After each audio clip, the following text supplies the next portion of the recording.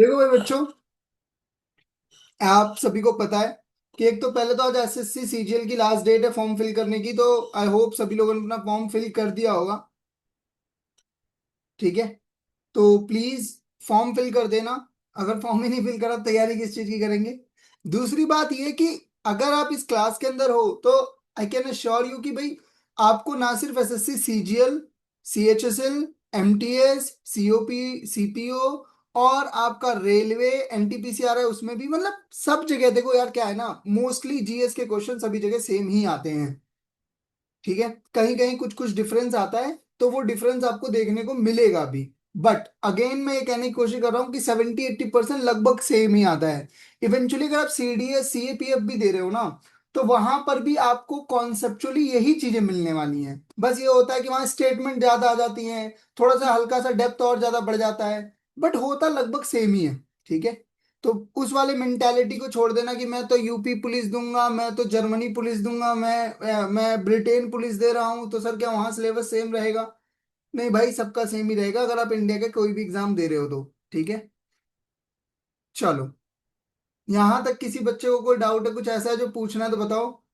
हमने एक पीछे क्वेश्चन डिस्कस करा था, जिस पर थोड़ा सा विवादास्पद रहा थी बात, कि भाई 2 महीने था कि 1 महीने था। तो मैंने जब उसको पढ़ा तो उसमें 2 ही महीने हैं, 1 महीने नहीं है। तो वो मेरे पार्ट पे एरर है, उसके लिए एक्सट्रीमली सॉरी। किसी बच्चे ने मुझे बताया भी था, तो मैंने उसको उस समय देखा, मैंने बोला भी था कि मैं देखूंगा तब मैं बताऊंगा। ठीक है, चलो भाई स्टार्ट करते हैं। आज 15 क्वेश्चन है, बट क्योंकि 15 क्वेश्चन इसलिए रखे हैं मैंने क्योंकि एक्सप्लेनेशन बहुत ज्यादा है, तो मैंने कोशिश करा कि भाई थोड़ा ज्यादा एक्सप्लेनेशन हो जाए, चाहे नंबर ऑफ क्वेश्चन कम हो जाए कोई बात नहीं। ठीक है ना। देखो जरा क्या कहने की कोशिश कर रहे हैं, तो फर्स्ट क्वेश्चन की तरफ बढ़ते हैं। The first question is very first question जो पेपर में बहुत बार आया हुआ है। ये भी पीवाईक्यू में से ही उठाया हुआ क्वेश्चन है। क्या बोलते हैं कि cabinet mission plan 1946, cabinet mission आया था क्यों? वो चाहते थे कि इंडिया में क्या करा जाएगा, कॉन्स्टिट्यूएंट असेंबली बनाई जाएगी और इंडिया को कॉन्स्टिट्यूशन दिया जाएगा। इसलिए एक मिशन भेजा गया था जिसका नाम रखा गया था cabinet mission plan 1946। So question ये है कि बॉस इसके अंदर कौन मेंबर नहीं था। क्वेश्चन क्या है कि इसके अंदर कौन मेंबर नहीं था।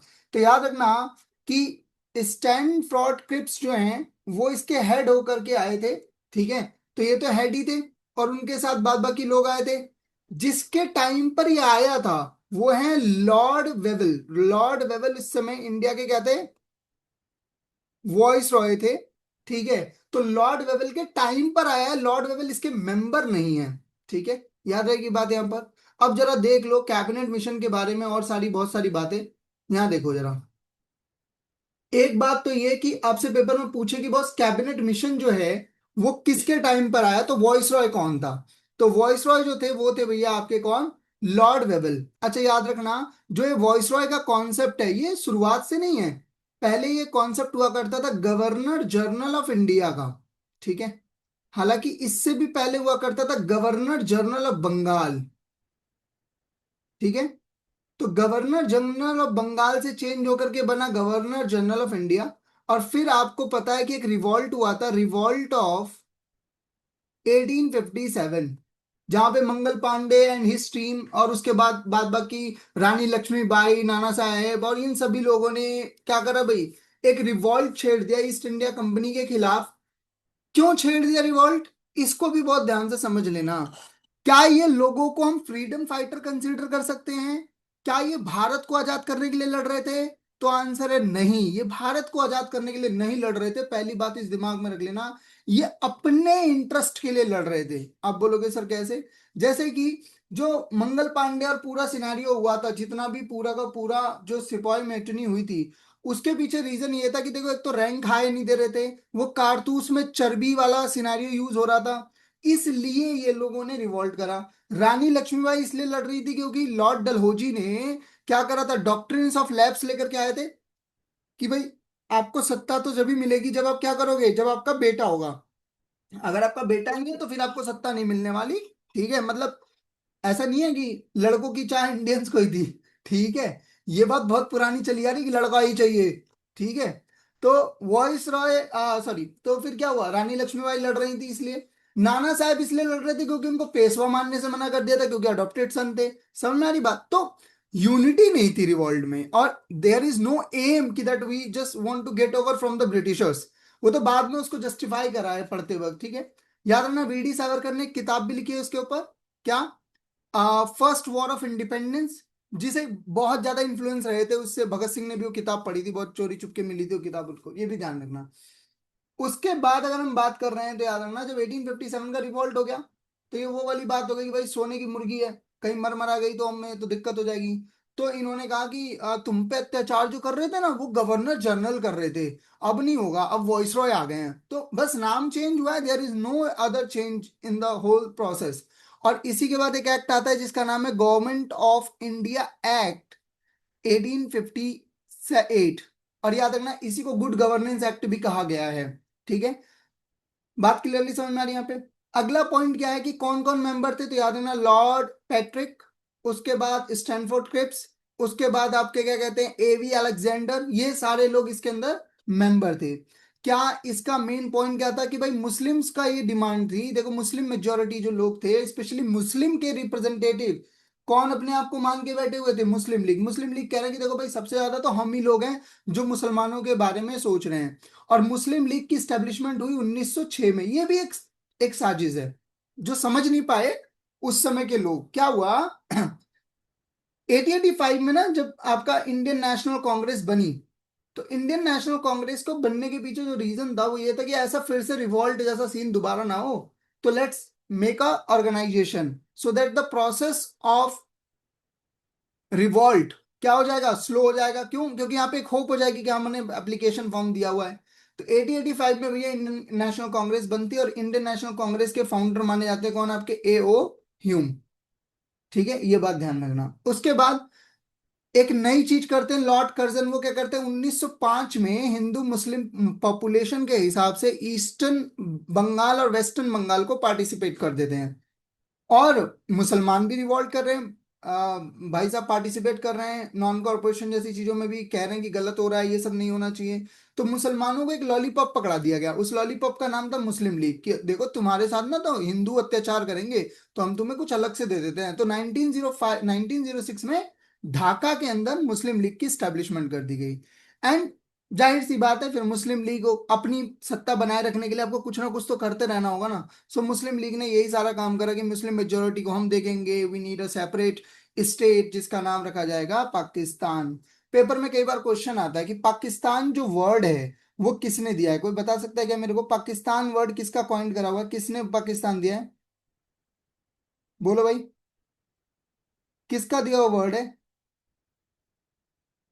तो याद रखना, ये वर्ड दिया है चौधरी रहमत अली का दिया हुआ वर्ड है, याद रखना प्लीज, बहुत इंपॉर्टेंट है, पेपर में आता है, ठीक है। अच्छा, उसके बाद 3 जून को, 3 जून 1947 को इंडिपेंडेंस एक्ट को पास करने के लिए कहाँ लेकर के गए, एटली साहब ने पार्लियामेंट में रखा। 5 जुलाई को बिल पास होता है, और 18 जुलाई को उस पर किंग और क्वीन क्या कर देते हैं भाई, साइन कर देते हैं। और याद रखना, अब जुलाई में हो गया, तो ऐसा कर देते 20 अगस्त को आजाद कर देते, 25 को कर देते, 30 को कर देते, 15 अगस्त ही क्यों चुना गया? तो एक कमाल की बात बताता हूँ, 15 अगस्त को ना जापान ने क्या करा था, अपने आप को सरेंडर करा था। तो जापान के सरेंडर की डेट इनके लिए बड़ी मतलब ये थी कि देखा देखा हमने कितना कुछ करा है ना। तो इन्होंने 15 जुलाई को हमें आजाद करा। उस समय वॉइसरॉय थे, last governor general of India थे कौन, आपके माउंट बेटन। और जिस कमेटी को बनाया गया कि लाइन खींचते हैं, उस कमेटी का नाम था सर आपके कौन, रेडक्लिफ। सो रेडक्लिफ की वजह से ही आप जो पढ़ते हो ना, कई बार आपको ज्योग्राफी में क्वेश्चन पूछा जाता है कि रेडक्लिफ लाइन किस चीज को बांटती है, तो हम बोलते हैं इंडिया और पाकिस्तान को। तो इंडिया और पाकिस्तान को जो रेडक्लिफ लाइन बांटती है, वो जो लाइन है वो इसी कमेटी के थ्रू ड्रॉ करी गई थी। और पेपर में क्वेश्चन भी आता है कि जब इंडिया आजाद हो रहा था तो उस समय आपका पीएम कौन था, कहां पर, ब्रिटेन में, तो याद रखना प्राइम मिनिस्टर थे एटली। क्लियर है बात यहां पर? किसी को यहां तक कोई ऐसी बात जो समझ में आई है तो प्लीज पूछो। क्लियर है सर। ठीक है। अभी सर आगे देखो। हाँ जी बेटा बोलो। सर ये जो कमेटी है ये किस लिए बनी थी? कौन सी? सर क्लैरिफ रेडक्लिफ। तो रेड क्लिफ कमेटी इसलिए बनाई गई थी सानिया, कि जिसकी वजह से हम क्या कर सकते थे कि लाइन खींच सके। मान लो अब तुम ही हो और तुम्हारे घर में मान लो बंटवारा चल रहा है, तो कोई एक बंदा चाहिए ना तुम्हें बाहर वाला, जो कहे कि हाँ भाई ये 3 बर्तन तुम्हारे हैं, 4 बर्तन इनके हैं। ठीक है, अब मान लो वो झुंझुन हलवाई वाले को बुला लिया तुमने, तो झुंझुन हलवाई के नाम पर आएगा कि बंटवारे की लाइन किसने खींची है? झुंझुन हलवाई ने। तो रेड क्लिफ वही हलवाई है जो क्या कर रहे हैं, वो बिल्लियों की लड़ाई में बंदर आकर के क्या कर रहा है, रोटी बांट रहा है। समझ में आ रही बात यहाँ पे? Okay sir. सो पाकिस्तान ने एक और भी हरकत पहले भी हुई थी। पाकिस्तान कहना ज्यादा नहीं होगा, मैं कहने का मतलब है कि मुस्लिम लीग ने भाई साहब एक बहुत तगड़ा वाला रिवॉल्ट करा था कि ये लोग हमारी तो बात को वो नहीं ले रहे, हल्के में ले रहे हैं, लड़ मरेंगे कट मरेंगे। और भाई ऐसा हुआ, और लगभग 6,000 लोगों की जान गई अकॉर्डिंग टू द गूगल, और 20,000 लोग अराउंड घायल हुए। बंगाल के अंदर भैया एकदम केओस मचा दिया था। 16 अगस्त को इसे ही बोला गया डायरेक्ट एक्शन डे। समझ में आ रही बात है यहाँ पर? कोई दिक्कत? उसके बाद एक और नहीं। ध्यान, सी राजगोपालचारी। अच्छा, सी राजगोपालचारी का नाम आपको दो रेफरेंस में याद रखने की जरूरत है। पहला, सी राजगोपालचारी हैं, वो भारत जब आजाद हुआ तो पहले इंडिपेंडेंट इंडिया के क्या बने थे? Governor general of India. General. कर दी गई, खत्म कर दी गई। और दूसरा, सी राजगोपालचारी का नाम आप इसलिए भी याद रखोगे कि ये फर्स्ट पर्सन है जिनको क्या मिला था, भारत रत्न मिला था, सर्वपल्ली राधाकृष्ण और सीवी रमन के साथ। अच्छा, मुस्लिम लीग और कांग्रेस के बीच में ना बातचीत नहीं हो रही थी, ठीक है, और मतलब बिल्कुल अग्री करने को तैयार नहीं थे।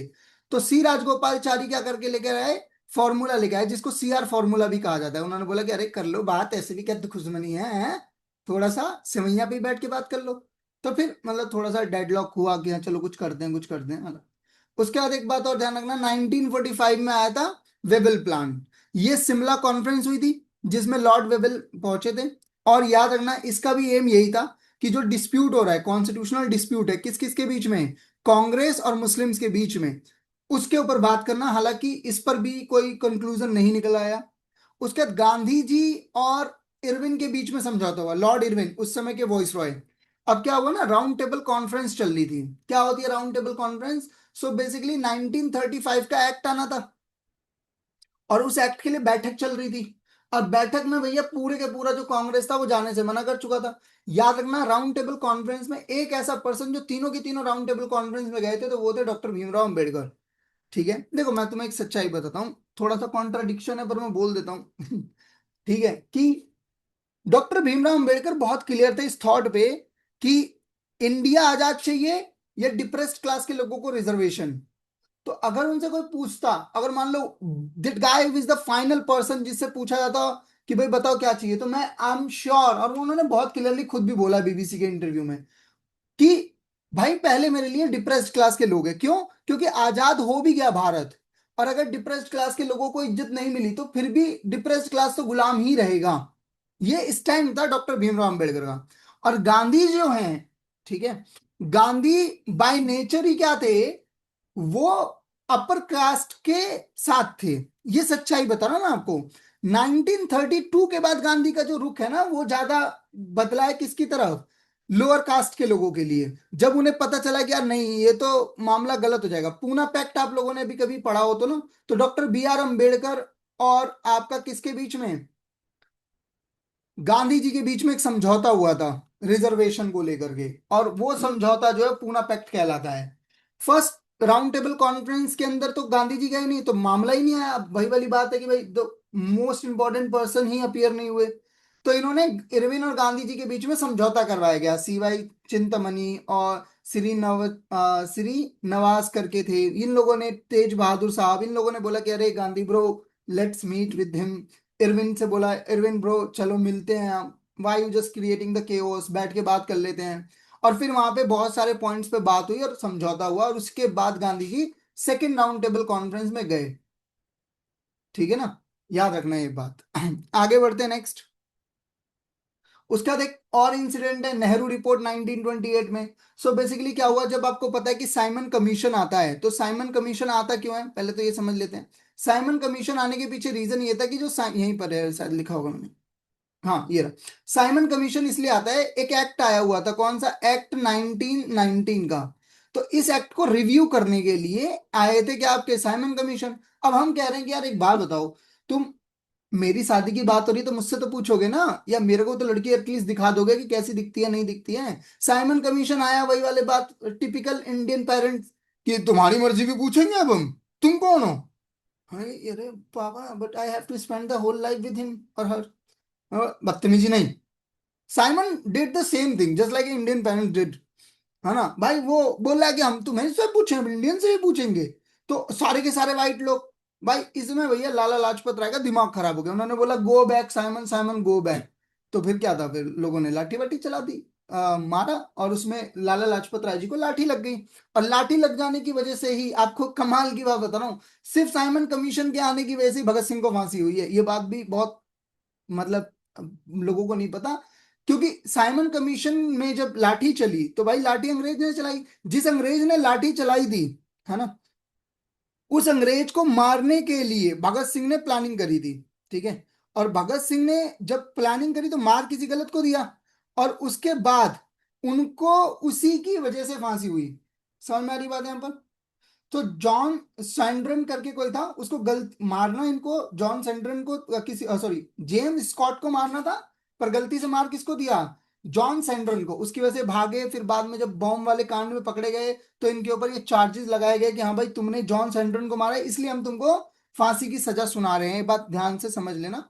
वैसे तो बहुत डिटेल बताने वाली है, बट फिलहाल मैं इतना ही टिप्स में बता रहा हूँ।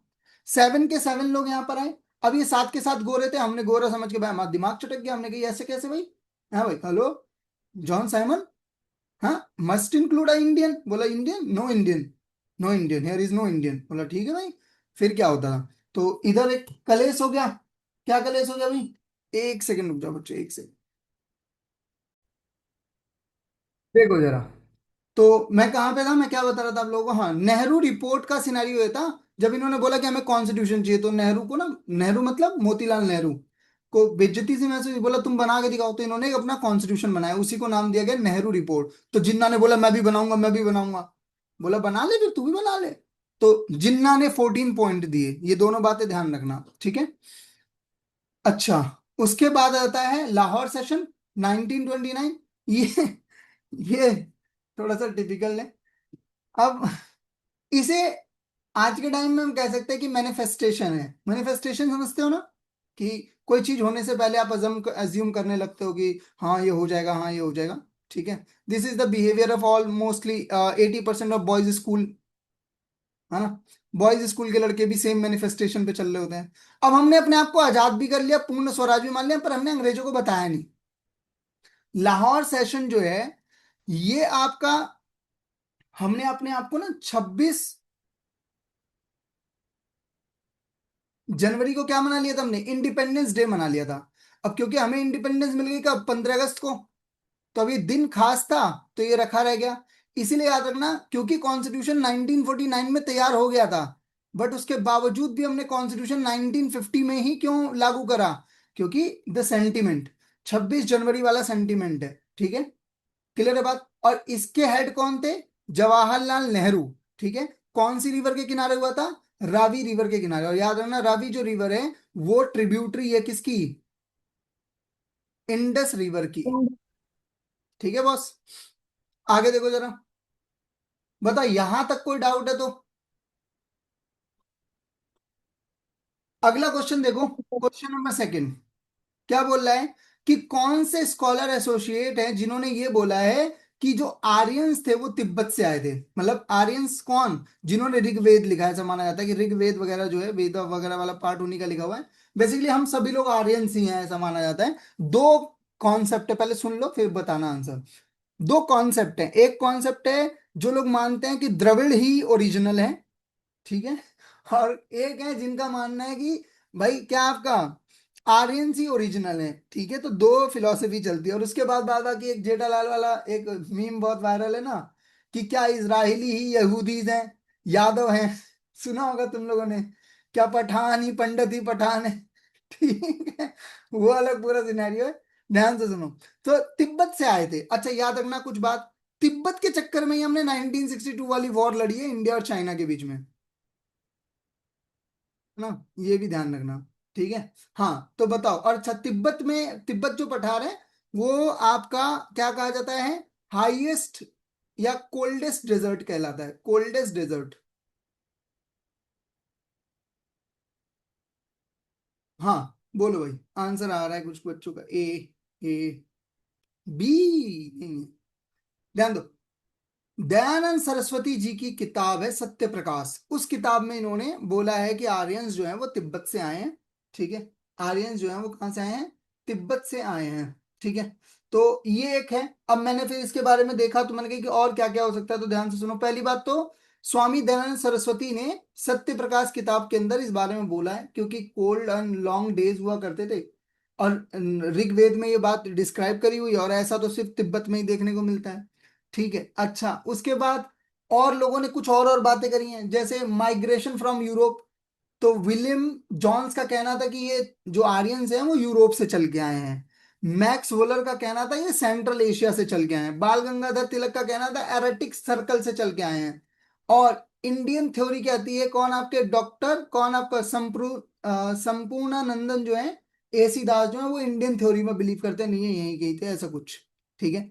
अच्छा, जब दयानंद सरस्वती की बात आ रही है तो मैं कुछ एक समाज के बारे में और आपको बता देता हूँ, रिवाइज करने के पार्ट से आपको ध्यान रहेगा। आपको पता है ब्रह्म समाज राजा राम मोहन रॉय ने फाउंड करा था। ठीक है, हमने पढ़ा था, राजा राम मोहन रॉय जो सती प्रथा को खत्म करते हैं। ठीक है, उसके बाद यंग बंगाल मूवमेंट जो लेकर के आए हेनरी लुइस विविन। ठीक है, याद रहेगी बात। उसके बाद आपका धर्म सभा कलकत्ता में हुआ था, आपके राधाकांत देबे जो हैं ये इसके फाउंडर हैं। उसके बाद आपका देवेंद्रनाथ टैगोर, कौन आपके तत्वबोधिनी सभा के फाउंडर हैं, जो 1839 में कोलकाता में फाउंड की गई थी। उसके बाद वेद समाज, ये 1864 में फाउंड करी गई थी, और इसको फाउंड करने वाले थे श्रीदुल्ला नायडू और केशव चंद्र सेन। अच्छा, केशव चंद्र सेन ने एक और फाउंड करा था, इंडियन रिफॉर्म एसोसिएशन 1870 में।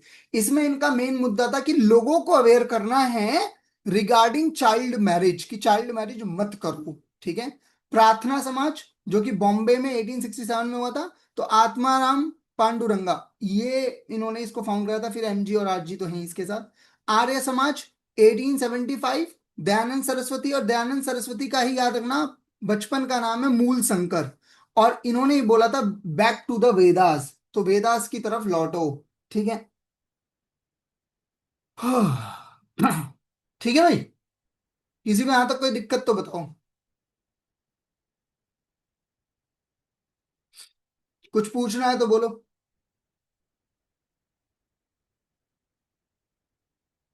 चलें आगे, देखो आगे नेक्स्ट, अगर यहां तक क्लियरिटी है तो आगे देखो। उसके बाद ये वाला क्वेश्चन तो बहुत आसान है, तुम लोग बता दोगे तुरंत, मुझे पता है। क्वेश्चन नंबर थर्ड, भाई पूछा है कि जो फेमिनिस्ट थी, जो सोशल रिफॉर्मर्स थी, कौन आपकी सावित्री बाई फुले, जो कि वाइफ है किसकी, ज्योतिबाई फुले की, उन्होंने भाई कौन से स्टेट से बिलोंग करती हैं। तो क्वेश्चन ये है, जरा बताओ प्लीज। सर महाराष्ट्र। महाराष्ट्र, है ना, बहुत। देखो तुम लोग कितने खूबसूरत बच्चे हो, तुम लोगों को सब पता रहता है। हाँ, अच्छा, एक रामेसर साइड है महाराष्ट्र के अंदर, कौन सी है, कोई बताएगा मुझे। तो महाराष्ट्र में सर मोइडम्स करके है ना एक कुछ। है लोनर, लोनर लेक, एक है आपकी क्या कहते हैं थाने क्रिक, और एक है आपकी नंदुर मत महादेव, महादेवमेश्वर। अच्छा, उड़ीसा में एक लेक है बहुत फेमस, बताओ कौन सी। चिलिका लेक। चिल्ली का लेक। चिल्का लेक। अच्छा एक चीज बताओ मुझे, चिल्का लेक तो समझ में आ गया, यहाँ पे एक रिवर भी है, मैंने पीछे वाली क्लास में बताई थी, कौन सी, उड़ीसा की सबसे बड़ी रिवर कौन सी है, बोलो। महानदी। यस, महानदी। कौन सा डैम पढ़ा था हमने इस पे। हीराकुद डैम। अच्छा, महानदी की लंबाई कितनी है, सर ये नहीं पता। पेपर में आया था ये अभी, एनटीपीसी में। महानदी की लंबाई कितनी है भाई, कोई और। जो ये क्वेश्चन का आंसर दे सके। लगभग 1600-1900 के अराउंड है। अब एक बार चेक कर लेना, 1900 किलोमीटर। 12-10 12-10? 1210 किलोमीटर। नहीं, इतनी नहीं। 860 किलोमीटर के आसपास है। देखो, हम इस पे लड़ना नहीं है ना, हमने इस पे मुद्दा नहीं बनाना है। क्या ऐसा कैसे, आज देख लो, आज तो ये लंबा, मैं इंच टेप लेके जा रही हूँ अब। नहीं, हमें देख लेना है। मेरा काम था बताना। किसी को लग रहा है 1100 है, किसी को लग रहा है 800 है, किसी को लग रहा है 900 है। देख लेना, ठीक है, युद्ध नहीं करना है इस पे। है, ऐसा नहीं मुझे ले जाके नदी में डुबो दो, अरे ऐसे कैसे बोल दिया, इधर आ जाती कब तो। राजस्थान में एक लेक है, कौन सी है?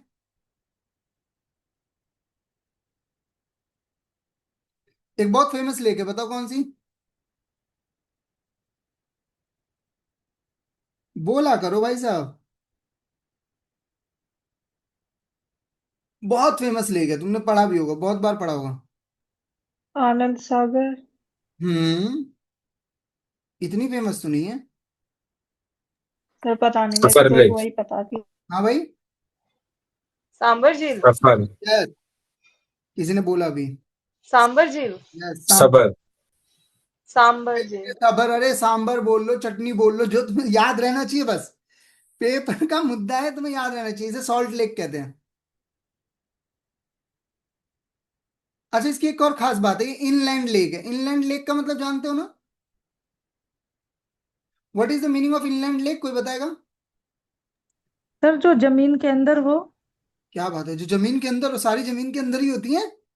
जमीन के बाहर कौन सी होती है? तो सर लेक तो बाहर ही रहती है ना, मतलब पानी विजिबल रहता है ना। अच्छा, तो सांबर लेक का पानी दिखता ही नहीं है? सर आप ही बोल रहे हो इंलैंड है तो वो नीचे होगी। वाह वाह वाह वाह। वाह, जीनियस लोग।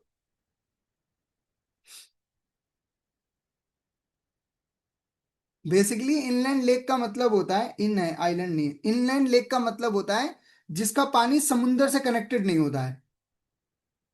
ठीक है। किससे नहीं कनेक्ट होता है? जो ओके समुंदर सर। से कनेक्ट ना हो। ठीक है। उसके उसको ही कहते हैं हम लोग क्या, आपका, इनलैंड लेक। अच्छा, गुजरात में कोई लेक है क्या? सरदार सरोवर। कौन सी? सरदार सरोवर। और कोई? पॉपुलर बताओ, पॉपुलर। एक है नारायणा सरोवर लेक। एक गुममती लेक है। देख रहे हो, हिस्ट्री से तुम्हें लेक पे ले गया मैं। हाँ, बिल्कुल सही। अच्छा, एक और बात बताओ मुझे, वर्ल्ड की लार्जेस्ट लेक कौन सी है? सर वुलर। वर्ल्ड की लार्जेस्ट लेक, कमाल की बात करती हो दीदी, आप भी कैसे कर लेती हो। कौन सी है बच्चों? कैप्सिन। कैप्सियन सी। अच्छा, और लार्जेस्ट फ्रेश वाटर लेक कौन सी है? ब्लड। हाँ भाई, बाइक। बाइकाल। यस। और इंडिया की सबसे बड़ी लार्जेस्ट फ्रेश वाटर लेक कौन सी है? वुलर। वुलर। हाँ आया वुलर। अरे मैं तो कह रही थी सर कूलर। वुलर। और इंडिया की हाईएस्ट लेक कौन सी है? असम में है ना सर? ये तो बढ़िया बात पता चली हमें भी। नाम याद नहीं आ रहा। असम में नहीं है, चलो। गुरुडोंगमार कुछ ऐसे ही है सर। हाँ, पर वो सिक्किम में है। गुरुडोंगमार है। हाँ, समझ गया मैं, गुरु डोन मार्ग, पर वो कहाँ पर है? सिक्किम में। कितनी हाइट पर है? तो इसकी हाइट है 5430 मीटर। चलो आगे बढ़ते हैं। ज्यादा हो जाता है मुझे लगता है, क्योंकि रोकना पड़ता है मुझे अपने आप को, कहीं ऐसा ना हो बच्चे कहें अरे सर ये तो बहुत है। अब तुम लोग अगर लिखते नहीं हो ना, तो देख लो भाई, कल मुझे मत कहना सर ये पेपर में पता नहीं कहाँ से आया था। मैं तो रिकॉर्ड कर रहा हूँ, मैं तो क्लेम कर लूंगा। तुम लोग अपनी कॉपी पे ध्यान रखना। CR दास फॉर्मूला। यस, सर बोलो। थोड़ा सा टाइम दे दो लिखने का, ज्यादा स्पीड हो रही है। यार देखो, अब क्या करें हम, ये मैं PDF सेंड कर दूंगा, इतना कर सकता हूँ। हाँ, बताइए। CR सी दास फॉर्मूला। राजगोपालचारी। सी राजगोपालचारी। अब इसमें तीन नाम और हैं, उनके बारे में थोड़ा थोड़ा देखेंगे, ज्यादा नहीं। तिलक के बारे में क्या बात हमें याद रखनी चाहिए? बोलो भाई। देखो, बाल गंगाधर तिलक जो है ना, वो उस समय के कबीर सिंह थे। कहोगे सर क्या बोल रहे हो?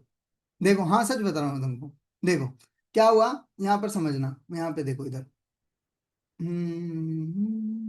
यहाँ देखो, एक तो मैं जब भी ना पीडीएफ खोलता हूँ, मुझे कभी एक मेरी पीडीएफ काम की कभी नहीं मिलेगी। ऐसा नहीं होगा कि मैं आज इस पीडीएफ को खोलूंगा और ये मुझे मिल ही जाएगा सामान। बहुत अव्यवस्थित चीजें फैला रखी है मैंने, कहाँ कहाँ लिख रखा है। हम्म, हाँ यहाँ देखो, इस जगह पर देखो जरा, आपको क्लियरिटी मिलेगी अगर मैंने लिखा होगा तो। यहाँ देखो, तो आप देखोगे कि इंडियन नेशनल कांग्रेस ना टूटी थी 1907 में, है ना। जब इंडियन नेशनल कांग्रेस टूटी थी, तो ये टूटने के पीछे रीजन था क्या आपका? मॉडरेट और एक्सट्रीमिस्ट के बीच में इंडियन नेशनल टूट गई थी। आप लोगों ने एक पिक्चर देखी होगी पिक्चर का नाम था, अजय देवगन की मूवी, सॉरी, अक्षय कुमार की मूवी है। क्या है वो? दुल्हन का तो दिल दीवाना लगता है। कौन सी मूवी है? धड़कन। धड़कन। ये तुम्हें याद रहता धड़कन। है ना। काम की चीज तुम्हें याद नहीं रहती है। तो धड़कन मूवी में आप देखोगे एक सीन है, बेसिकली क्या है, राम है, उसकी वाइफ है, और उसकी स्टेप मदर है, राम की स्टेप मदर। तो वाइफ जो है ना, उसे पता है कि स्टेप मदर बहुत बुरी है, पर राम बिल्कुल ऐसा बना हुआ है कि नहीं नहीं, माँ है, कोई बात नहीं। तो जब याद हो तुम लोगों को कि राम बोलता है अपनी वाइफ से कि तुम ना अपनी सारी ज्वेलरी उठा के किसको दे दो? मेरी माँ को। तो बोलती है मेरी ज्वेलरी मैं क्यों दूं? बोलते हैं ऐसा कैसे, देनी पड़ेगी। तो राम जो कैरेक्टर है ना, वो मॉडरेट है, वो बहुत ही मतलब ऐसा रिक्वेस्ट लेटर वेटर डालने वाला, पर वाइफ उसकी बहुत तेज है। बोले खंजर घोप दूंगी स्टेप मदर में, तो तू रुक जा, है ना। और स्टेप मदर कौन है यहाँ पे कैरेक्टर में? ब्रिटिशर्स। सो दैट ब्रिटिशर्स जो हैं वो, अब ये जो एक्सट्रीमिस्ट लोग थे, इनका कहना था हमें लड़ना चाहिए, हमें प्रोटेस्ट करना चाहिए, है ना, हमें जा करके भैया बिल्कुल एकदम भिड़ जाना चाहिए। तो नहीं लोग सुन रहे थे, और इसी वजह से डिस्प्यूट हो रहा था, और यही जो डिस्प्यूट हुआ वो एक रिजल्ट आया डिवोर्स का। 1907 में क्या हो गया भाई? सूरत स्प्लिट हो गया, डिवोर्स हो गया। और डिवोर्स होने के बाद एक्सट्रीमिस्ट जो ग्रुप था वो कौन कौन था? लाल, बाल और पाल। इधर कौन थे? दादा भाई नारोजी, गोपाल कृष्ण गोखले, है ना, फिरोज शाह मेहता, ये लोग थे। क्लियर है बात यहाँ पर? तो ये वाली बात भी ध्यान रखना कि 1907 में क्या हुआ है भाई आपका, क्या हुआ है भाई, बाल गंगाधर तिलक के टाइम पर ही क्या हुआ आपका? बंगाल। बंगाल क्या बोल रहे हो? ये कांग्रेस का सर स्प्लिट हो गया था। हाँ, सूरत स्प्लिट। क्या नाम है? सूरत स्प्लिट, याद रखना प्लीज। एक और बात ध्यान रखना, बाल गंगाधर तिलक को ही किस नाम से जाना जाता है? लोकमान्य लोकमान्य तिलक। तिलक। और एक और बात ध्यान रखना, इन्होंने ही फाउंड करी थी डेक्कन एजुकेशनल सोसाइटी, एडी 84 में। इन्होंने ही शुरू करा था क्या आपका? इन्हीं का कहा हुई लाइन है क्या? स्वराज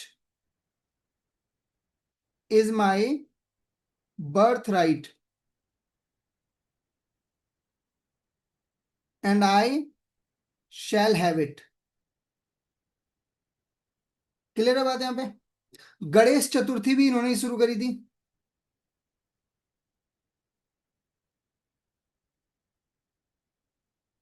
और और इन्होंने एक न्यूज़पेपर चलाया था, मराठा और केसारी।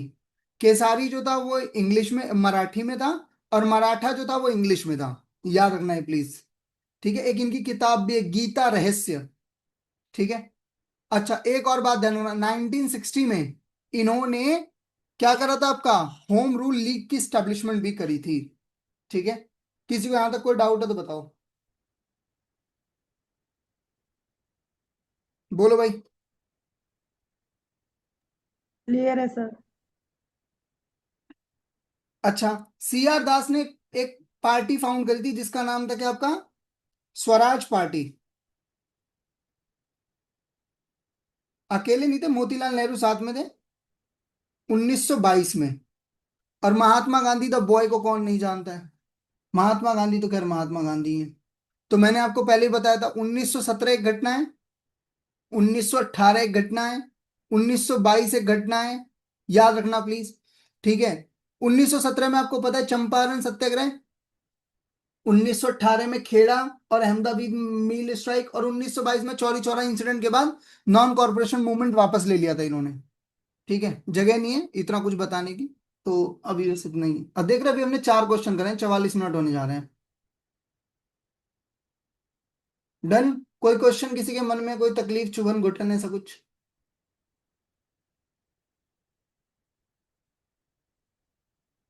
हिस्ट्री बोरिंग नहीं होती है, बस थोड़ा सा पढ़ने में मजा आना चाहिए बस। अब तुम्हें मॉडरेट और एक्सट्रीमिस्ट भूलोगे नहीं तुम। चलें आगे। देखो बच्चा पार्टी, इकोनॉमिक प्रोग्राम कमेटी जो ऑल इंडिया कांग्रेस कमेटी ने फॉर्म करी थी 1947 में, बेसिकली ये इस तरीके की चीजों पर देख रहे थे कि इंडिया की प्लानिंग कैसे करेंगे, इंडिया को किस तरीके से चलाएंगे ना, सो ऑन सो फार चीजें। इकोनॉमिक्स के फादर कहे कौन जाते हैं बच्चों? Adam Smith. और इकोनॉमिक्स की 2 ब्रांचेज हैं, माइक्रो और मैक्रो। और माइक्रो के पापा कौन है? जरा फटाक से नहीं बता दो। माइक्रो के पापा कौन है? Alfred Marshall. माइक्रो के father Alfred Marshall, very good. और ये दोनों वर्ड किसने दिए थे? Ranger fish. रेंगर फ्रिंच ने। क्या तुम्हें सुमित पढ़ाते हैं इनको? कह रहे अपनी तारीफ खुद ही करवा रहे हैं सर, ध्यान दो प्लीज। मैक्रो के कौन थे? जे एम केन्स। और माइक्रो के कौन है? Alfred Marshall. बताओ भाई, ऑल इंडिया कांग्रेस कमेटी के हेड कौन थे? सॉरी, इकोनॉमिक्स प्रोग्राम कमेटी के हेड कौन थे? आपके ऑप्शंस आपकी स्क्रीन पे, ध्यान देना। जवाहरलाल नेहरू।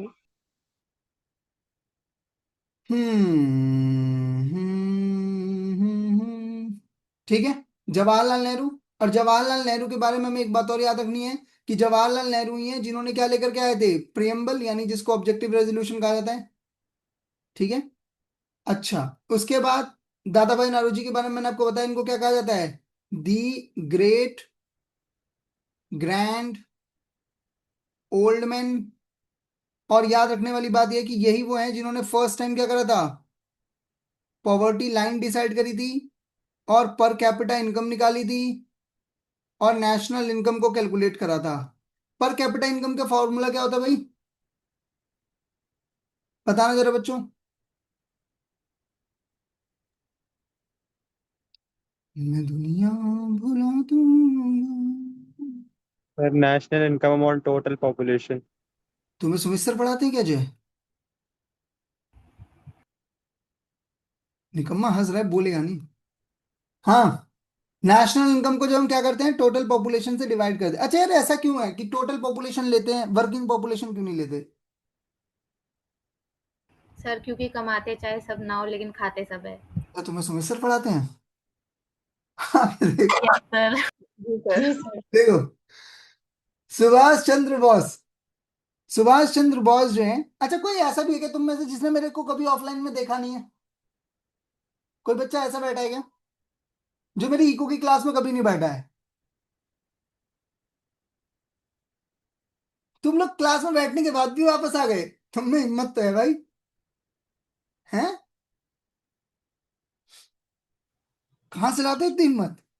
सर नॉलेज चाहिए, कहीं से ले लो। Indian national Congress 1921। ठीक है, एक तो याद रखना, इंडियन नेशनल कांग्रेस को ज्वाइन करा था कब इन्होंने? 1921 में इन्होंने ज्वाइन करा था। अच्छा, और याद रखना इनकी एक किताब भी है जिसका नाम है क्या? दी इंडियन स्ट्रगल। ठीक है भाई। अच्छा, उसके बाद एक और चीज जो सुभाष चंद्र बोस के बारे में आपको याद रखने वाली है, वो क्या है? इन्होंने ही क्या करा था? Forward block.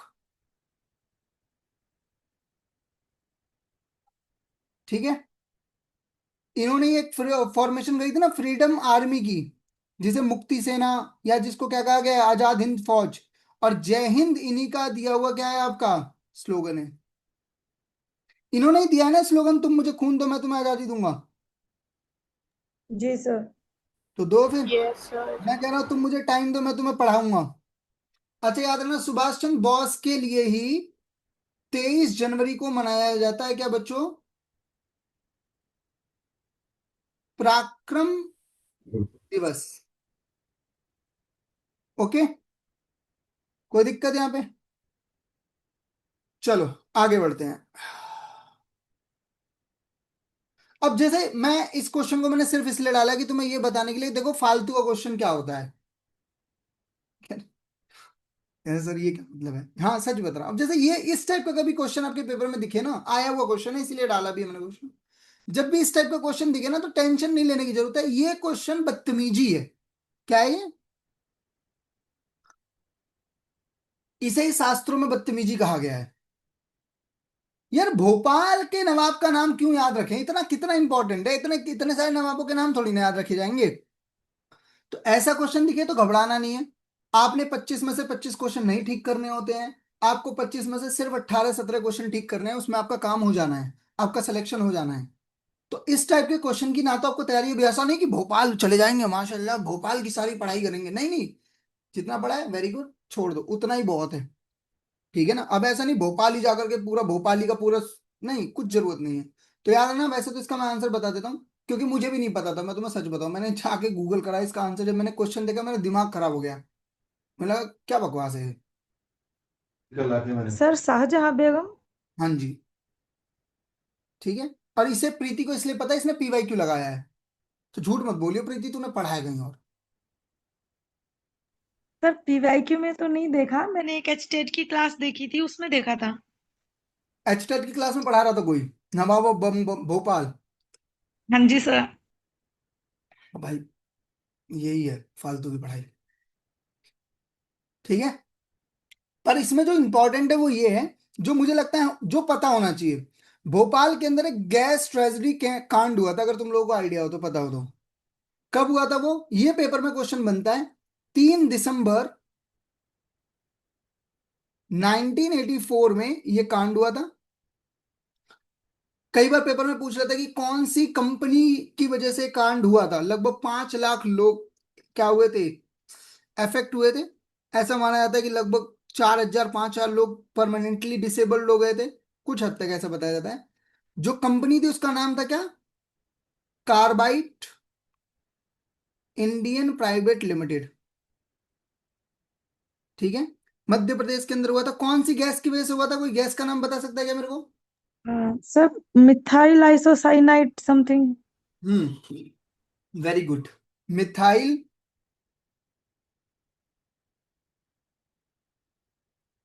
आइसोसाइनाइट ये गैस थी जिसकी वजह से पूरा का पूरा सिनेरियो हुआ था। अगर हो सकता है पेपर में कोई आपसे पूछ ले कि भाई इसका मॉलिक्यूलर फॉर्मूला क्या है, तो याद रखना CH3NCO।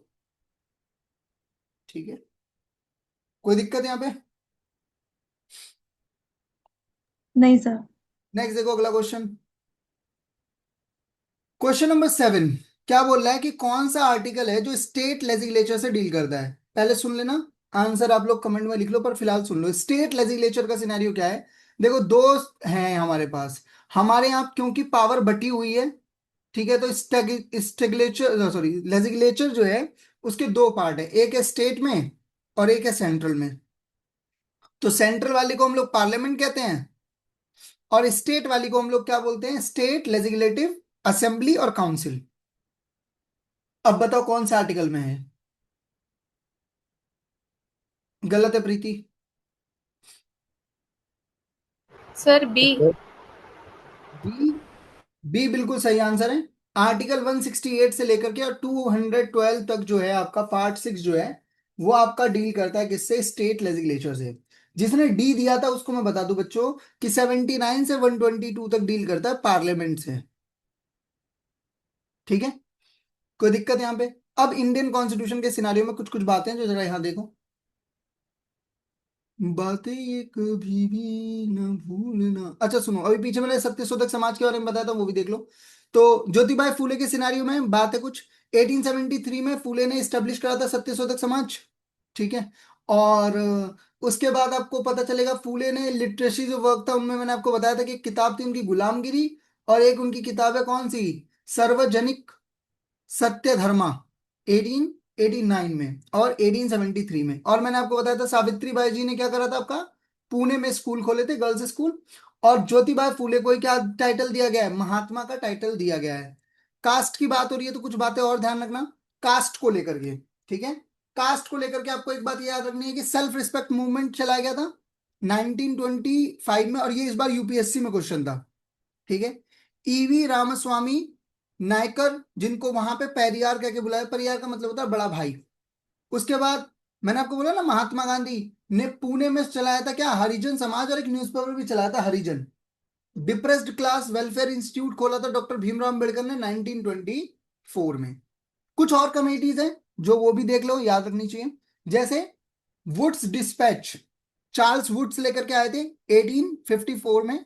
और इसका मेन पॉइंट क्या था भाई, एजुकेशन सिस्टम को स्प्रेड करना, यूरोपियन सिस्टम, यूरोपियन विजडम को। They people believe they have very false hope from their self, और यू कैन से दैट की अजम्पशंस। उन्हें लगता था कि हम तो बेस्ट हैं, और अपने आप को बेस्ट जब भी आप मानते हो, प्लीज ध्यान से सुनना, कोई बुराई नहीं है अपने आप को अच्छा मानने में, कोई बुराई नहीं है आपको ये कहने में कि देखो मेरी मम्मी बेस्ट मम्मी है, कोई बुराई नहीं है कहना में मेरा धर्म सबसे अच्छा धर्म है। पर जब तक ये अच्छा है, जब तक कि आप किसी दूसरे के धर्म या दूसरे की मम्मी या दूसरे के काम को इंफीरियरिटी में नहीं दिखा रहे हो। समझ में आ रही है नहीं आ रही? जैसे मैं कई सारे यूट्यूब पे टीचरों को देखता हूँ एक दूसरे को गाली गलौज कर रहे होते कि ये गधा है, वो बेवकूफ है ना, ये वाहियात चीज है यार। ठीक है, आप बहुत अच्छा कोई पढ़ाता होगा तो आप दूसरे टीचर की इज्जत करो, यही तो सबसे बड़ी बात है ना। अंग्रेजों के अंदर ये नहीं था, वो हमें इंफीरियरिटी दिखा रहे थे, और उनके लिए हमारी एजुकेशन में कुछ था ही नहीं, तो वो कह रहे थे यूरोपियन एजुकेशन होनी चाहिए। क्यों? इसलिए नहीं कि दे वांट कि हम बहुत विजडमफुल हो जाएं, इसलिए कि भाई अगर इनकी बुद्धि चेंज हो जाएगी, इंग्लिश हो जाएंगे, तो हमें ना लेबर मिल जाएगी। और यही हुआ, so that we can communicate easily to them. उसके बाद एक कमीशन आता है Hunter commission, William Wilson Hunter इसके हेड थे। और ये आपका जो आपका वुड्स डिस्पैच हुआ था, जिसके अंदर एजुकेशन को फैलाने के लिए बात करी गई थी, उसी चीज को एग्जामिन करने के लिए हंटर कमीशन आया था। It's also related to education की बॉस, चलो देखते हैं कि प्राइमरी एजुकेशन में कितना काम करा गया है, ठीक है, उस चीज को देखने के लिए। ओके, उसके बाद आपका एक आपका आता है क्या, कोलकाता यूनिवर्सिटी कमीशन। और इसके थ्रू क्या करा गया है आपका, चेम्सफोर्ड ने भेजा था ये बेसिकली किस चीज को लेकर के, यूनिवर्सिटी ऑफ कलकत्ता के कंडीशंस को पढ़ने के लिए ये बनाया गया था। किसी को यहां तक कोई दिक्कत? अब देखो मैं आपको बता रहा था कुछ बातें इंडियन कॉन्स्टिट्यूशन से रिलेटेड, एक बहुत जबरदस्त आर्टिकल है, याद रखना, आर्टिकल 50। आर्टिकल 50 कहता है कि द जुडिशरी जो है उसको एग्जीक्यूटिव से क्या रखना चाहिए, हमको अलग रखना चाहिए। जुडिशरी को किससे अलग रखना चाहिए भाई, एग्जीक्यूटिव से अलग रखना चाहिए। क्यों? क्वेश्चन क्यों? क्योंकि देखो अब ऐसा तो नहीं अच्छा लगेगा ना कि चीफ जस्टिस के घर पर, मैं केनिया कंट्री की बता रहा हूँ, इंडिया की बात नहीं कर रहा मैं। तो केनिया में क्या हुआ कि जो वहां के चीफ जस्टिस हैं वो प्राइम मिनिस्टर जो है केनिया का, उसके घर पे गए थे गणेश चतुर्थी मनाने के लिए, ठीक है, आरती वारती लोग मिलके कर रहे थे। तो इससे इससे क्या प्रॉब्लम हुई, इससे प्रॉब्लम ये हुई पावर का बैलेंस खराब हो जाता है, ठीक है। अब आप जिसके घर में लड्डू खाओगे, याद है तुम लोग पंचायत सीजन 4 विनोद ने लड्डू खा लिया, अब लड्डू खा रहे हो, खाना खा रहे हो, तो हमें लगेगा ना कि कहीं तुम बिक रहे हो, ठीक है। तो ये नहीं होना चाहिए, ठीक है। मैं केनिया की बात कर रहा हूँ, इंडिया के बारे में नहीं कुछ कह रहा, इंडियन गवर्नमेंट बहुत बेस्ट गवर्नमेंट है। आर्टिकल 123 क्या कहती है भाई, इसमें एक बात बहुत ध्यान से समझो कि भाई अगर अगर पार्लियामेंट छुट्टी पर है या कोई ऐसी इमरजेंसी है जहां पे पार्लियामेंट नहीं चल रही, तो प्रेसिडेंट के पास पावर है कि प्रेसिडेंट क्या कर सकता है, ऑर्डिनेंस जारी कर सकता है, टेम्पररी लॉ जारी कर सकता है। ओके, उसके बाद आर्टिकल 15 जो कहता है कि देखो boss, religion, race, caste, sex, place of birth, इन सभी के बिहाफ पर आप किसी के साथ डिस्क्रिमिनेशन नहीं करोगे। देखो दो तरीके का डिस्क्रिमिनेशन होता है, पॉजिटिव डिस्क्रिमिनेशन और नेगेटिव डिस्क्रिमिनेशन। ये जो डिस्क्रिमिनेशन है इसको बोलेंगे हम लोग क्या, नेगेटिव डिस्क्रिमिनेशन। पॉजिटिव डिस्क्रिमिनेशन का मतलब क्या है कि जैसे भी मैंने बोला बहुत बढ़िया बच्चा, बहुत पढ़ रहे हो, अच्छा पढ़ रहे हो, तो उसी में कोई और एक बच्चा बोले कि सर हमें तो अच्छा नहीं बोला, तो तू भी अच्छा कर ले कुछ, तुझे भी बोल देंगे। समझ में आ रही बात? जहां पर आप किसी को नीचा नहीं दिखा रहे हो, रिजर्वेशन भी पॉजिटिव है, ये भी बात समझना, रिजर्वेशन भी पॉजिटिव है। रिजर्वेशन क्यों मिल रहा है पहले ये समझो। रिजर्वेशन इसलिए मिल रहा है कि आपको अपलिफ्ट किया जा सके, आपकी कंडीशन बेकार है। रिजर्वेशन के साथ दिक्कत क्या है? दिक्कत ये है कि रिजर्वेशन उनको मिल रहा है जो कह रहे हैं जिनके फादर भी आईएएस ऑफिसर है, मदर भी आईएएस ऑफिसर है, उसके बाद उनको रिजर्वेशन मिल रहा है। समझ में आ रही बात? यहां प्रॉब्लम है, जिनकी मार्केट में प्रेस्टिजियस वैल्यू भी है, इज्जत भी है, उनको रिजर्वेशन मिल रहा है, यहाँ दिक्कत है। ये बिल्कुल ऐसा ही कि जैसे शाहरुख खान कहे कि मैं स्ट्रगल के दिनों में ट्रेन से आया था। अरे भाई, तेरे घर पे इंदिरा गांधी का आना जाना था उस समय, ठीक है, काहे बात है, तेरी मम्मी या दादी इलेक्शन लड़ रही थी, ठीक है, काहे के गरीब हो, ये वाली बात है। आर्टिकल 16 क्या कहता है? पब्लिक एम्प्लॉयमेंट में इक्वल अपॉर्चुनिटी, नो मैटर कि आप लड़की हो लड़का हो, सभी को बराबर के क्या मिलना चाहिए? राइट मिलना चाहिए। आर्टिकल 19 याद रखना कि आपको speech, expression, assembly, association, movement, residence, profession कुछ भी कर सकते हो, बट याद रखना ये एब्सोल्यूट राइट नहीं है। एब्सोल्यूट का मतलब ये नहीं है कि बोलने की आजादी है तो कुछ भी बोल दोगे, गाली नहीं बक सकते किसी को। उसके बाद आर्टिकल 29 कल्चरल राइट्स के बारे में बात करता है। उसके बाद आपको पता है आर्टिकल 30 एजुकेशनल राइट के बारे में बात करता है। आगे बढ़ते हैं, याद रखना कॉन्स्टिट्यूएंट असेंबली, सॉरी, लेजिस्लेचर होना चाहिए स्टेट में। ये बात कौन सा आर्टिकल कहता है आपको? आर्टिकल 168 इस बारे में बात करता है कि हाँ भाई लेजिस्लेचर होना चाहिए। पर यहां पर अब बात सुनना, लेजिस्लेचर भी बायकैमिनल है। बायकैमिनल का मतलब क्या होता है भाई? बायकैमिनल का मतलब है दो हाउस होंगे, यानी एक होगी आपकी विधानसभा, जिसे हम लोग बोलते हैं स्टेट लेजिस्लेटिव असेंबली, और एक होती है विधान परिषद, जिसको हम लोग बोलते हैं स्टेट लेजिस्लेटिव काउंसिल, ठीक है। तो इसे बोला जाता है लोअर हाउस और इसे बोला जाता है अपर हाउस। तो जो ये विधान परिषद है ना, स्टेट लेजिस्लेटिव काउंसिल, इसका ज्यादा रोल है नहीं, तो इसे आप कभी भी खत्म भी कर सकते हो और क्रिएट भी कर सकते हो। ये पावर आपको कौन सा आर्टिकल देता है? 169 इस बारे में बात करता है, ध्यान रखना प्लीज, ठीक है। अच्छा, इसमें एक आर्टिकल है आपका 173 जो बात करता है क्वालिफिकेशन ऑफ मेंबर्स के बारे में, और 172 बात करता है ड्यूरेशन। तो इसकी ड्यूरेशन है 6 ईयर और इसकी ड्यूरेशन है 5 ईयर। इसके अंदर एज जो चाहिए वो चाहिए 30 साल, और इसके अंदर जो एज चाहिए वो चाहिए 25 साल। क्लियर है बात यहां पर? अच्छा, गवर्नर के पास ये पावर है 175 के अंदर कि गवर्नर कोई मैसेज भेजना चाहता है हाउस को तो वो भेज सकता है कि मुझे कुछ बात करनी है तुम्हें। यहीं पर जरा आगे देखो, एक छोटा सा और, ये डायग्राम कॉपी पेस्ट करा हुआ है, किसी ने बनाया था, ठीक है, तो मैंने ऐसे उठा लिया है, तो मुझे बुरा मत कहना।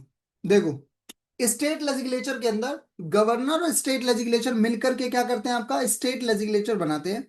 अच्छा, यानी इसका मतलब क्या है कि कोई भी बिल जो स्टेट लेजिस्लेचर से पास होगा तो बाद में किसके पास जाएगा? गवर्नर के पास। गवर्नर उसके ऊपर अपनी सहमति देगा, ये बात आर्टिकल 200 कहता है, ठीक है। अगर नहीं तो गवर्नर प्रेसिडेंट से पूछ के उसको रख भी सकता है 201। मुझे इस बार पता नहीं क्यों लग रहा है ये दोनों आर्टिकल में से पेपर में आएगा, क्योंकि आपको पता है न्यूज में भी था, ठीक है।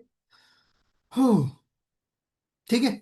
अच्छा, बाय कैमिनल कहाँ कहाँ है? तो मैंने एक शॉर्टकट बनाया था, मुझे बस यही याद रहता है, तो मैंने एक ही लाइफ में शॉर्टकट बनाया, वो याद रहता है इसलिए बनाया है कि मेरी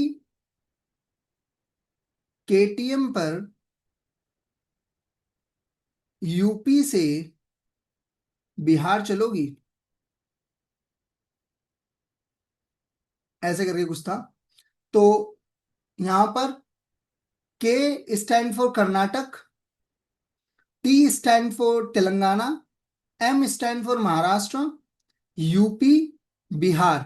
अब यहां पे मेरी नहीं लिख करके आप लिख लो कि आप मेरी, है ना, तो आप मेरी तमीज दो, आंध्र प्रदेश, ठीक है भाई। तो आंध्र प्रदेश, बिहार, कर्नाटक, महाराष्ट्र, तेलंगाना और उत्तर प्रदेश, कि आप मेरी केटीएम से यूपी चलोगे, यूपी से बिहार चलोगे। पता नहीं क्यों लेके जा रहा है, ठीक है, बट क्यों, हाँ वो इसलिए लेके जा रहा है क्योंकि बिहार का पेपर आ रहा है ना कांस्टेबल का, इसलिए शायद वो लिफ्ट दे रहा हो। याद आएगी बात यहाँ पे? अच्छा, स्ट्रेंथ की बात भी सुन लो भाई जरा ध्यान से। लेजिस्लेटिव में मिनिमम स्ट्रेंथ होनी चाहिए 60 और मैक्सिमम होगी 500। पर इसका एक्सेप्शन है, पॉपुलेशन ही नहीं है कई जगहों पे। सबसे कम डेंसिटी है अरुणाचल प्रदेश में, तो पॉपुलेशन की बड़ी कमी है। तो अरुणाचल प्रदेश और सिक्किम में जो मिनिमम संख्या है वो है 30, मिजोरम में है 40 और नागालैंड में 46। तो ये एक्सेप्शंस हैं। जबकि लेजिस्लेटिव काउंसिल का सिनारियो ये है कि मिनिमम कितने रख सकते हो, 40, और मैक्सिमम कितने, 1/3 ऑफ द लेजिस्लेटिव असेंबली। याद रहेगी बात। लेजिस्लेटिव असेंबली में सारे के सारे कैसे आते हैं, इलेक्शन के थ्रू। एक और आता था, एक सीट हुआ करती थी एग्लो इंडियन वाली, जो एक सीट पर कौन नॉमिनेट करता था, गवर्नर, और उसको खत्म कर दिया गया 104th कॉन्स्टिट्यूशनल अमेंडमेंट 2019 से। इधर सारे के सारे क्या होते हैं, इनडायरेक्ट इलेक्शन है।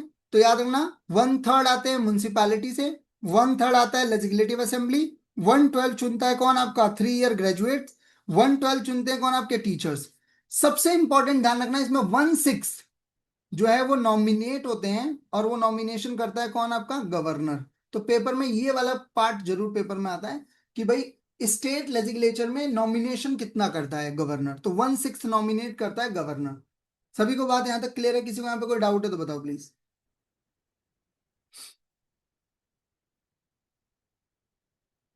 ठीक, किसी को ये लग रहा है हम बहुत तेज चल रहे हैं, ऐसा लग रहा है क्या किसी को, या मुझे ही लग रहा है? हाँ भाई, किसी को लग रहा है ऐसा कुछ तेजी हो रही है थोड़ी सी, ऐसा फील हो रहा है किसी को? नहीं ना? अरे हाँ ना तो बोल दो कुछ, हाँ ना। No sir. अच्छा, आप ध्यान रखना कई सारे कमेटीज से क्वेश्चन आते हैं। तो जवाहरलाल नेहरू की 2 कमेटीज, जैसे यूनियन पावर कमेटी और यूनियन कॉन्स्टिट्यूशन कमेटी के हेड जवाहरलाल नेहरू थे, और कॉन्स्टिट्यूशनल कमेटी के head Sardar Patel, drafting committee के हेड थे आपके B.R. Ambedkar sahab, advisory committee of the fundamental Sardar Vallabh Bhai Patel, procedure committee doctor Rajendra Prasad, और स्टेट कमेटी आपका जवाहरलाल नेहरू, और स्टीयरिंग कमेटी जो है राजेंद्र प्रसाद। याद रखना स्टीयरिंग कमेटी कई बार पूछा गया, यूनियन पावर कमेटी पूछा जा रहा है पेपर में आजकल, तो ध्यान रखना प्लीज ये बात। आ जाओ जरा क्वेश्चंस पे। अब इसी के सिनारियो में क्वेश्चन और है, जरा मुझे इसका आंसर बताओ फटाक से। नहीं, क्वेश्चन नंबर 10 क्या होगा इसका आंसर भाई? बी। बी। 50 से 500 तक होगा, मैंने आपको बता दिया, एक्सेप्शंस को छोड़ दो। क्लियर है बात यहां पे? आगे चलो, इस क्वेश्चन का आंसर दोगे बताओ मुझे जरा। क्वेश्चन नंबर 8 का आंसर बताओ कि parliament has power to impose restrictions. Parliament के पास एक पावर है कि रिस्ट्रिक्शंस लगा सकता है। कौन सा आर्टिकल पार्लियामेंट को पावर देता है? 302। 302, वेरी गुड। आर्टिकल 302 इसको ये पावर देता है कि पार्लियामेंट ट्रेड के ऊपर क्या कर सकता है, इंपोज कर सकता है इंस्ट्रक्शन रिस्ट्रिक्शंस। उसके बाद 350 एक किस बारे में बात करता है, जरा बताना प्लीज। बी। बोलो भाई। Facilities for instruction in mother tongue and primary state. अच्छा, वेरी गुड। यहां पर एक बात ध्यान रखना please, Indian sorry international mother language day मनाया जाता है, कब मनाते हैं भाई? बोलो।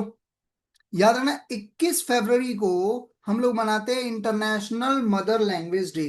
ठीक है, जिसके अंदर हम ये कहने की कोशिश करते हैं कि लिंग्विस्टिक कल्चरल डाइवर्सिटी होनी चाहिए, सो दैट कि आप अपनी मातृभाषा में बात करो। अपनी जो मातृभाषा का मतलब होता है जो आपकी मम्मी सिखाती है आपको। कौन ऑब्जर्व करता है इसको? United nation. चलो जरा यहां देखो, फिर कुछ बातें और देख लो, इधर आ जाओ।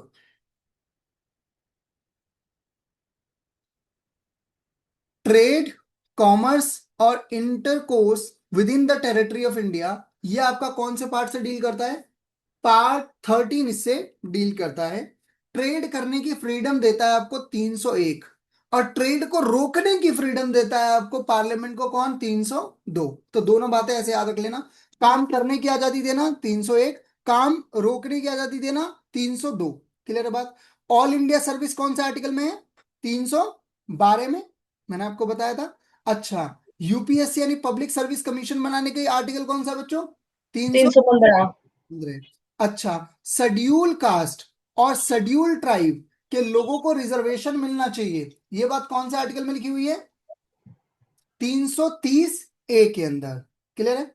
अच्छा, उसके बाद आपका national commission for ST, national commission for OBC, ये दोनों बातें कौन से आर्टिकल में है? 350 ए, 338 ए और 338 बी में।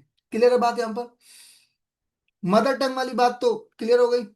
350 ए में एक क्वेश्चन और आया हुआ था, 350 बी, बहुत इंपॉर्टेंट क्वेश्चन है, पेपर में कई बार आया हुआ है, कि लिंग्विस्टिक माइनॉरिटी के लिए एक ऑफिसर अपॉइंट किया जाएगा, और वो ऑफिसर कौन अपॉइंट कर सकता है? प्रेसिडेंट अपॉइंट करता है, 350 बी से डील करता है। उसी के साथ साथ याद रखना नेट प्रोसीड। नेट प्रोसीड का मतलब क्या होता है, कोई बताएगा मुझे? नेट प्रोसीड का मतलब क्या होता है? बोलो भाई। नेट प्रोसीड का मतलब क्या होता है? ध्यान से सुनना, जितना खर्चा हुआ और जितनी रिसिट्स आई उसके बीच में कैलकुलेशन करके जो निकाला जाता है उसी को बोलते हैं नेट प्रोसीड, और ये 279 में होता है। ठीक है? अच्छा, और जीएसटी काउंसिल कौन से आर्टिकल में है? 379 ए में। जीएसटी काउंसिल का हेड कौन होता है? बोलो भाई। नहीं आइडिया? याद रखना, इसका हेड होता है आपका फाइनेंस मिनिस्टर। ठीक है? फाइनेंस कमीशन को कौन स्टेब्लिश करता है बच्चों? कौन बनाता है, कौन रिकमेंडेट करता है? आर्टिकल 280 डील करता है, और ये करता है आपका प्रेसिडेंट। 15वां और 16वां दो फाइनेंस कमीशन अभी आपको रिसेंटली याद है, एक तो 15th और एक 16th। तो चलो फटाफट से दोनों के चेयरमैन का नाम बता दो, फटाक से एकदम। तुम जो आई जिंदगी में बात बन गई, बोलो। याद रखना, पता नहीं कैसे चुप हो जाते हो। एनके सिंह। 16वें का बता दो, ये तो करंट अफेयर में है। याद रखना कौन है? अरविंद पनगरिया। फाइनेंस कमीशन का काम क्या होता है? रिकमेंडेट करना कि what is the ratio of distribution between the tax, between state and central. क्या ऐसे पैसे बटेगा स्टेट और सेंट्रल के बीच में? और रिकमेंडेशन जो देता है वो कौन से आर्टिकल में देता है फाइनेंस कमीशन? 281 में। किसी को यहां तक कोई डाउट है तो बताओ प्लीज। हाँ भाई बच्चा पार्टी, कोई दिक्कत है यहाँ पे? किसी को कोई दिक्कत नहीं है? बढ़ सकते हैं हम आगे? क्या हो गया, सो गए क्या तुम सारे के सारे? सर बहुत जल्दी हो रहा है, कैच नहीं कर पा रहे। और मैं इतनी देर से क्या पूछ रहा था कि तेज चल रहा है क्या, तेज चल रहा है क्या? तुम लोग क्या कह रहे हो? नहीं सर, ये सर। सर बहुत है आज के लिए। भाई जय, आपका इसी बार का सीजीएल है? लगता तो है सर। लग रहा है यार, एक महीना बचा है, तुम 1 घंटे 11 मिनट की क्लास में कह रहे हो बहुत हो गया। मैं तो ऐसा मन बना के आता हूँ 3-4 घंटे पढ़ाऊंगा। सर बट इतनी जल्दी हो रहा है ना, कवर नहीं हो पा रहा, वो किस कोई चीज कैच नहीं हो पा रही। यार तुम मुझे बोलोगे ना सर कि थोड़ा धीरे पढ़ाओ, मैं तो, भाई मैं देखो, एक समझो बात को, इसमें थोड़ा सा समझना के बात समझो। ये क्लास क्या चल रही है? रिवीजन। हाँ जी सर। तो रिवीजन के सिनारियो में क्या होता है? जैसे मान लो मैं बोल रहा हूँ फाइनेंस बट कमीशन। सर हाँ कुछ टॉपिक ऐसे हैं जो हमें आते हैं, लेकिन कुछ टॉपिक ऐसे हैं जो मतलब थोड़ा सा मैं अग्री दिक्कत कर है। रहा हूँ, मैं ये नहीं कह रहा कि आपकी गलती है, मैं ये नहीं बोल रहा। मैं जिस परसेप्शन से पढ़ा रहा हूँ वो भी तो समझोगे ना कि मैं कैसे तेज क्यों चल रहा हूँ, है ना? क्योंकि मैं तो ये असम्पशन पे बैठा हुआ हूँ ना कि हाँ तुमने पढ़ा है, चलो भाई फटाफट पढ़ते हैं। भाई वीडियो जब क्या होगी, जब ये वीडियो रिलीज होगी ना, तो आप इसको क्या करना, 7.5 पे सुन लेना। ठीक है? चलो कोई नहीं, अभी बताओ कहाँ से समझ में नहीं, मैं फिर से रिपीट कर देता हूँ, कोई टेंशन नहीं है। कहाँ से लगा मिस हो रहा है? सर विद कमेटीज भी नहीं हम लिख पाए, वो भी लिखो कुछ थोड़ा। मत, लिखो छोड़ दो, लिखने वाला सिनेरियो छोड़ दो, वो मैं भेज दूंगा, कोई टेंशन नहीं इसके। आर्टिकल सर कुछ समझ आए हैं, स्टार्टिंग वाले और एंडिंग वाले नहीं आए। हाँ तो यहाँ बात कर लेते हैं, यहाँ 301 से। ये आ गया सर। अच्छा, कौन से वाले? 312 भी आ गया। हाँ, फिर 302 हो गया, 315 भी आ गया। 315 क्लियर है, हाँ जी सर। 330 ए क्लियर है। हाँ जी सर, ये 338 ये भी क्लियर है। ठीक है, 330। इसके बाद से सर ये ठीक मदर टंग वाला भी क्लियर है। है, देखो 350 बी वाला क्लियर है। नहीं, ये यहाँ से ही सर दोबारा से बता दो। 350 बी जो है वो कहता है, देखो क्या हुआ ना, अब लिंग्विस्टिक माइनॉरिटी है। लिंग्विस्टिक माइनॉरिटी का मतलब होता है कि भाई मान लो कि मैं तमिल बोलता हूँ, अब तमिल में भी मैं कोई ऐसी, तमिल में कोई एक पर्टिकुलर ऐसी लैंग्वेज बोलता हूँ जिसके बोलने वाले बहुत कम है, ठीक है। तो क्या मेरी लैंग्वेज खत्म हो रही है धीरे धीरे? हाँ, खत्म हो रही है। तो मैं उसके ऊपर जाके अर्जी देता हूँ कि सर हमारी लैंग्वेज को बचाओ।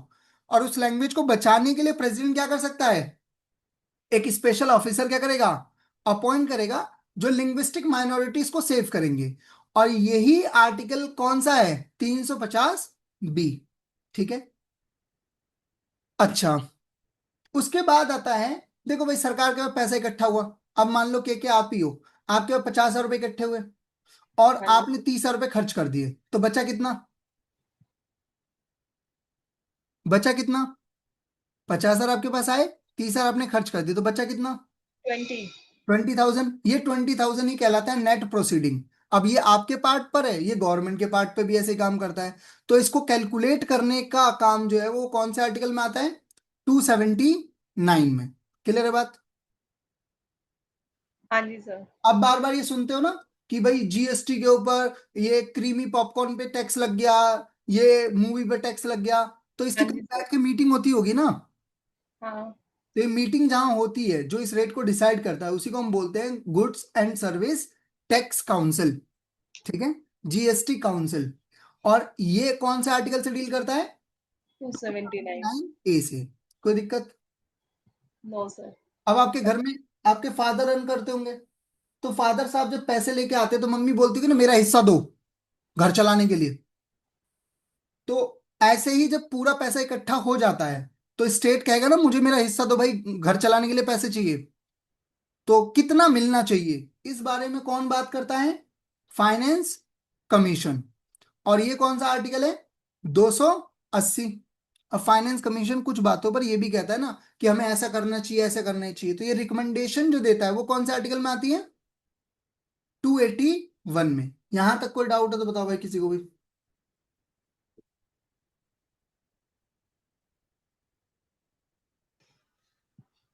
No sir.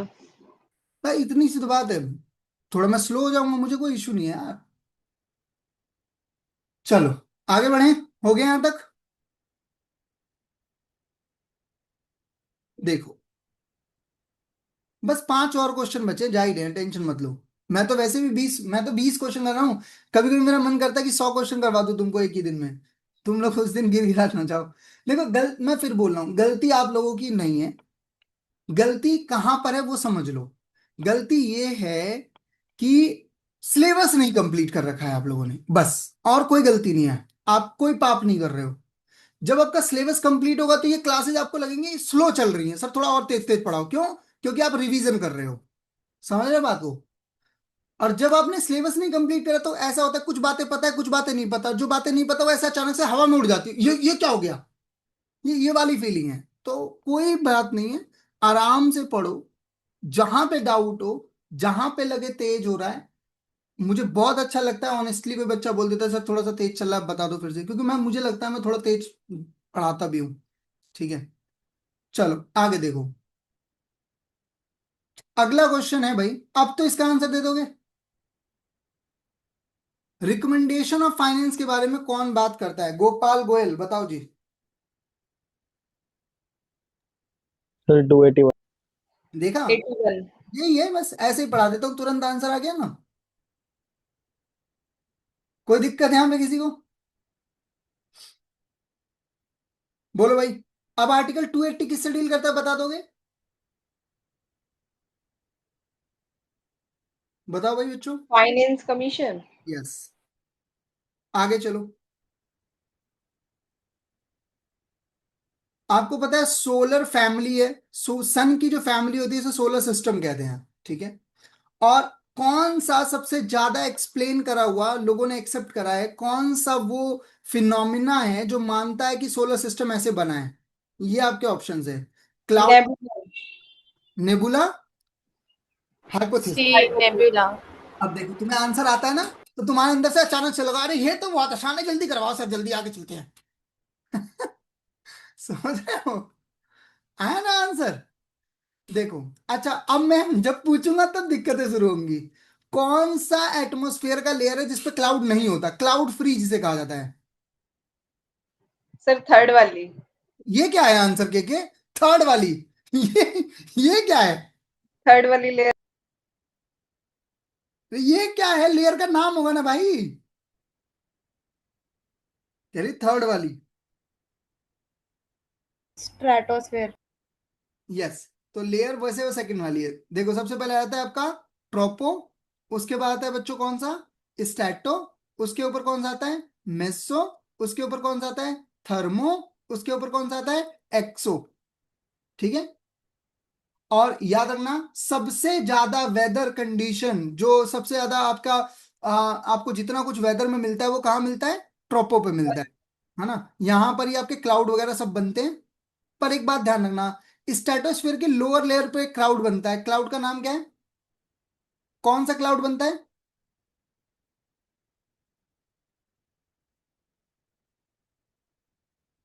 बोलो भाई।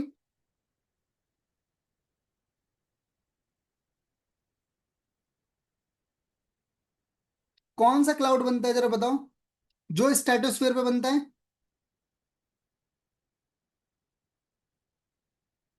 एक क्लाउड है, बहुत हल्का सा क्लाउड बनता है, सर्कल क्लाउड बोलते हैं, सर्कस क्लाउड बोलते हैं। ये क्लाउड एकदम लोएस्ट लेवल पे बनता है, किसके, स्ट्रेटोस्फेयर के। और स्ट्रेटोस्फेयर को ही हम आइडल सिचुएशन मानते हैं, किस चीज के लिए, फ्लाई करने के लिए। ठीक है, तो जब आप देखते हो ना तारों के, बादलों के ऊपर से आपका प्लेन उड़ रहा होता है, तो वो यहीं की वजह से उड़ रहा होता है। ठीक है, अच्छा मीटिरॉइड्स को कौन डिस्ट्रॉय करता है, मेसोस्फेयर। अच्छा आपसे पूछो सबसे ठंडी लेयर कौन सी होती है, तो क्या बताओगे? बोलो भाई, कोल्डेस्ट लेयर कौन सी है? तो याद रखना मीसो ही है क्या आपकी कोल्डेस्ट लेयर। ठीक है, डन। अब यहां पर जरा देख लो दो एक बातें और। एक फ्रेंच एस्ट्रोनॉट थे जिन्होंने फर्स्ट सजेस्ट करा था 1976 में दैट कि सन है वो प्लैनेट फॉर्म में रोटेशन में घूमता है नेबुला में। ठीक है, और जब नेबुला क्या हुआ, कूल हुआ और कोलैप्स हुआ, तभी क्या हुआ है आपका सोलर सिस्टम क्या होता है आपका, बनता है। नाम क्या है इनका, पेरियर साइमन करके नाम है, याद रखना प्लीज। और 1992 में हेबल स्पेस टेलीस्कोप से पहली बार हमें प्रोटोप्लैनेटरी डिस्क की क्या मिलती है, इमेज देखने को मिलती है। तो ये भी दिमाग में रख लेना।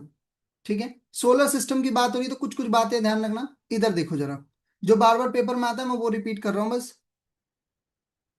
ये बच्चों दिख रहा है तुमको, ये क्या है आपका एस्ट्रॉयड बेल्ट।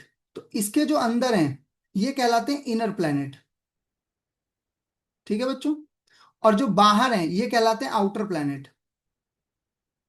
तो ये सारे के सारे किसके बने हुए बच्चों, गैसेस के। और ये सारे के सारे बने हुए किसके, रॉक के। ठीक है, सबसे बड़ा प्लैनेट कौन सा होता है बच्चों, सबसे बड़ा प्लैनेट कौन सा है, जुपिटर। और सबसे छोटा प्लैनेट कौन सा है? मरकरी। अच्छा, ब्राइटेस्ट प्लैनेट कौन सा है, वीनस। और हॉटेस्ट प्लैनेट भी कौन सा है? माँ। वीनस ही। और Venus. क्यों है, क्योंकि इस पे है CO2। क्लियर है बात यहाँ पे? अच्छा, प्लैनेट जिनके इर्द गिर्द रिंग है वो कौन कौन से हैं आपके, जुपिटर, सैटर्न, यूरेनस। क्लियर है बात? आउटर प्लैनेट में कौन कौन सा है, जुपिटर, सैटर्न, यूरेनस और नेपच्यून। याद रहेगी बात। किन दो प्लैनेट के पास कोई भी सैटेलाइट नहीं है, बोलो भाई, किन दो प्लैनेट्स के पास कोई भी सैटेलाइट नहीं है, बोलो। मरकरी। मरकरी और वीनस के पास कोई भी वीनस। सैटेलाइट नहीं है। ग्रीन प्लैनेट किसे कहा जाता है, अर्थ। ग्रीन प्लैनेट कहा जाता है। ब्लू प्लेनेट कहा जाता है सर। हाँ तो ग्रीन किसे कहा जाता है वो बताओ, ब्लू तो मुझे पता है, तुम्हें पता है। यूरेनस। क्यों कहा जाता है स्नेहा? सर अब ये तो आप बताओ ना। ओ भाई, एक गैस है यहां पर इसकी वजह से ब्लू दिखता है, कौन सी, मीथेन। ठीक है, अच्छा अर्थ क्यों ग्रीन है फिर, क्या सब्जियां उगती हैं सर यहाँ पे इसलिए है, क्योंकि वाटर की वजह से। ठीक है, ब्लू इस वजह से, ध्यान दो, मार्स को क्या कहा जाता है बच्चों? रेड प्लैनेट, क्यों कहा जाता है? इसका कलर रेड है। अरे क्यों है रेड? सर ये आप बताओ। आयरन ऑक्साइड की वजह से रेड सॉइल भी बनती है। सॉइल डे कब मनाते हैं? 5 दिसंबर को। कितने टाइप की सॉइल है हमारे पास? 8 टाइप की सॉइल होती हैं ICAR के अकॉर्डिंग। कितने बच्चों का हो गया कि सर बस अब रहने दो? सर वो क्लाउड फ्री लेयर वाला रिपीट कर दो एक बार। ओके कनिका जी, क्लाउड फ्री लेयर में क्या रिपीट करूं एक बार फिर से आप बताओ मुझे प्लीज। सर मुझे आंसर नहीं पता लग रहा, मीजोस्फेयर है या स्ट्रेटोस्फेयर है, क्या होगा? स्ट्रेटोस्फेयर है। क्लाउड्स स्ट्रेटोस्फेयर पे नहीं होते हैं। ठीक है सर, थैंक यू। कोई बात नहीं, पैसे ट्रांसफर करा करो। देखो मैंने कई बार बच्चों को बोला थैंक यू एमपी से कुछ होता नहीं, पेट नहीं भरता। ठीक है, जब भी आपको लगे कि यू वांट्स टू से थैंक्स, ट्रांसफर 500 रुपीज। चलो, बहुत ही सिंपल सा क्वेश्चन है। ट्रॉपिक ऑफ कैंसर, देखो इधर देखो, पहले अर्थ है, अर्थ को 3 लेयर बांटती है। सबसे पहले बीच में आ जाती है कौन सी? इक्वेटर। उसके ऊपर कौन सी आ जाती है? Tropic of Cancer. Tropic of Cancer ऊपर है? हाँ जी सर। क्या बात है। और नीचे? कैप्रिकॉन। पेपर में पता है क्वेश्चन क्या पूछता है? एक क्वेश्चन ये पूछता है कि भाई एक बताओ सबसे तेज हवाएं कहाँ चलती हैं इन लाइनों में से? सबसे तेज हवाएं कहाँ चलेंगी? इक्वेटर पे। ठीक है। अच्छा, ये जो पूरा का पूरा जोन जो बनता है, इसी को बोलते हैं क्या? Torrid zone. टॉरिड जोन मतलब सबसे ज्यादा क्या लेगा ये? हीट यहीं पर मिलती है। और मैंने तुम्हें बताया था, याद हो तो, हीट अगर ऑब्जर्व कर लेती है अर्थ, तो उसी को हम लोग क्या बोलते हैं बच्चों?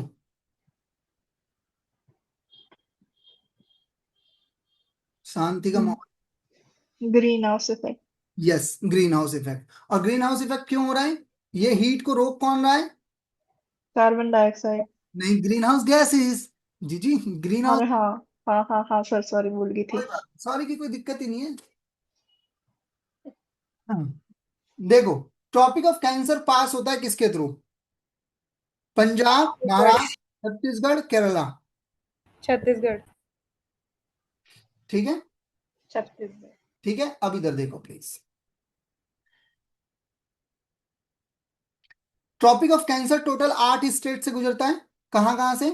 गुजरात, राजस्थान, मध्य प्रदेश, छत्तीसगढ़, झारखंड, वेस्ट बंगाल, त्रिपुरा, मिजोरम। अगर आप कहोगे तो मैं एक एक एक्स्ट्रा पॉइंट इनमें सब में लिखवा दूंगा। और नहीं, ऐसा लग रहा है कि रहने दो सर, मत लिखवाओ, ज्यादा हो रहा है, तो मैं रहने देता हूँ। सर बोलो। अब लिखवा ही दो। लिखवाई दें? तो याद रखना, गुजरात में पॉइंट लिख लो। गिरी नेशनल पार्क कहां पर है आपका? गुजरात में। नेशनल पार्क लिखवाऊंगा बस। ऐसा मेरा दिल बहुत बड़ा है, मैं कभी मतलब ऐसा जबरदस्ती नहीं कर रहा। मैं प्यार प्यार से क्वेश्चन करवा दूंगा बहुत सारे। बताओ, राजस्थान। गुजरात में जो सबसे फेमस नेशनल पार्क है वो कौन सा है आपका? गिरी नेशनल पार्क, याद रखना। राजस्थान में जो सबसे बेहतरीन है वो है Ranthambore national park, tiger reserve के अंदर आता है, याद रखना। ठीक है भाई। उसके बाद आ जाओ मध्य प्रदेश। मध्य प्रदेश में याद रखने वाला एक नेशनल पार्क है, वो है कुन्नू नेशनल पार्क। वैसे तो बहुत सारे हैं, पर मैं कुन्नू का नाम क्यों ले रहा हूँ ये भी सुन लो। क्योंकि अभी जो चीते आए थे उनके बच्चे हुए हैं कुन्नू नेशनल पार्क में। ठीक है ना, हमने चीते मंगाए हैं ना नाम्बिया से, तो उन्होंने बच्चे दिए हैं। ठीक है, बोलो भाई। चलें आगे। हाँ जी सर। छत्तीसगढ़ में नेशनल पार्क का नाम बताओ। छत्तीसगढ़ में सबसे इंपॉर्टेंट नेशनल पार्क है, याद रखना, कौन सा आपका? गुरु घसीदास नेशनल पार्क। इसे सेंजर नेशनल पार्क भी कहते हैं। ये कास्ट सिस्टम के खिलाफ लड़ रहे थे, इसलिए इनका नाम इंपॉर्टेंट है, ध्यान रखना। झारखंड में एक नेशनल पार्क बताओ। झारखंड में एक ही नेशनल पार्क ही है, कौन सा? बेताल, बेटला। बेतला बेताल नेशनल पार्क, जो भी याद है। वेस्ट बंगाल में नेशनल पार्क बताओ, बोलो भाई। वैसे तो बहुत सारे हैं, अब जो तुम्हें पता है वो नहीं बता रहे। सुंदरवन तुम्हें पता ही होगा कहाँ है। मैं बताता हूँ तुमको, बुक्सा, बुक्सा, एक बुक्सा टाइगर रिजर्व है। एक आपका और है जलदापुरा, दोबारा। जलदापरा जो भी है, ठीक है। त्रिपुरा में कौन सा नेशनल पार्क है भाई? बहुत इंपॉर्टेंट है, ध्यान रखना। त्रिपुरा में है आपका क्लाउडेड लेपर्ड नेशनल पार्क, और एक और नेशनल पार्क है बिसोन नेशनल पार्क। मिजोरम में तुझे जीना होगा मेरे, मिजोरम में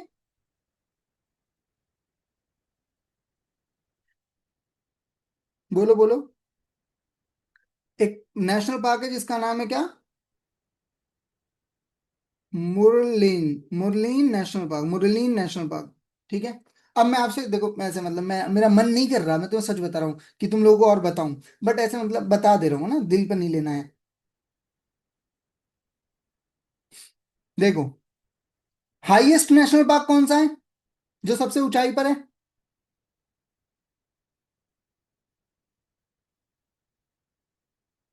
चलो छोड़ो, ये बता दो लार्जेस्ट नेशनल पार्क कौन सा है।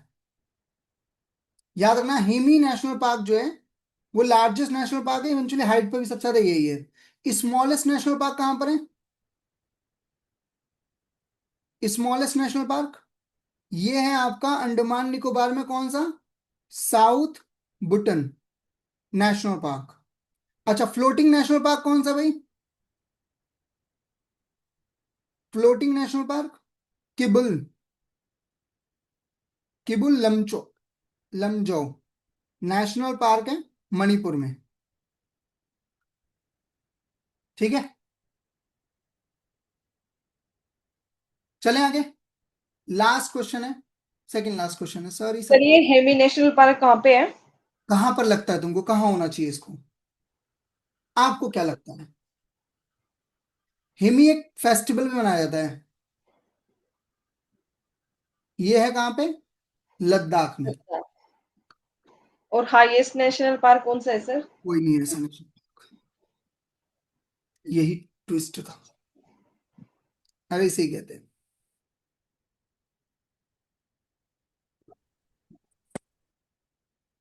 हिमी को ही कहते हैं हाईएस्ट नेशनल पार्क भी, ठीक है।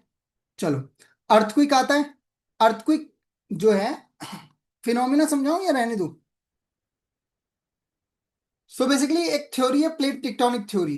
तो जब भी अर्थ में नीचे कुछ होता है मैग्मा की तरफ, और प्लेट्स आपस में क्या होती हैं, टकराती हैं, तो उसकी वजह से जो वेव निकलती है उसको हम सिस्मिक वेव कहते हैं। और सिस्मिक वेव जब आकर के हिट करती है किसको? आपके अर्थ के सरफेस को, तो उसी को हम लोग बोलते हैं अर्थक्विक आयला। और अर्थक्विक को टोटल कितने जोन में बांटा हुआ है? 4 जोन में, ठीक है। ध्यान से सुन लेना, यहां देख लो जरा क्या कह रहा है कवि यहां पर। तो zone first, sorry, zone first जैसी कोई चीज नहीं है, सेकंड जोन से शुरू होता है। सेकंड जोन वो है जहां पर भैया लो रिस्क है, कर्नाटक, तमिलनाडु, केरल में कम भूकंप आते हैं, ठीक है, ध्यान रखना प्लीज। उसके बाद आपका सेकंड, थर्ड जोन जो है मॉडरेट लेवल का है, वेस्टर्न और सेंट्रल वाला पार्ट, पुणे वगैरह, है ना, आंध्र प्रदेश वगैरह, उड़ीसा वगैरह, दिल्ली, बिहार आता है, पर हल्का हल्का, मतलब ऐसा वाला है कि ठीक है, मतलब थोड़ी सी मसाज हो जाए। फिर उसके बाद आता है जहां पे थोड़ा तेज है, जैसे हिमालयन बेल्ट के ऊपर हिमाचल प्रदेश वाला एरिया हो गया, हल्का फुल्का दिल्ली वाला एरिया भी लाया कर जाता है कुछ जगहों पे, कश्मीर पंजाब वाला एरिया हो गया, उत्तर प्रदेश वाला एरिया हो गया।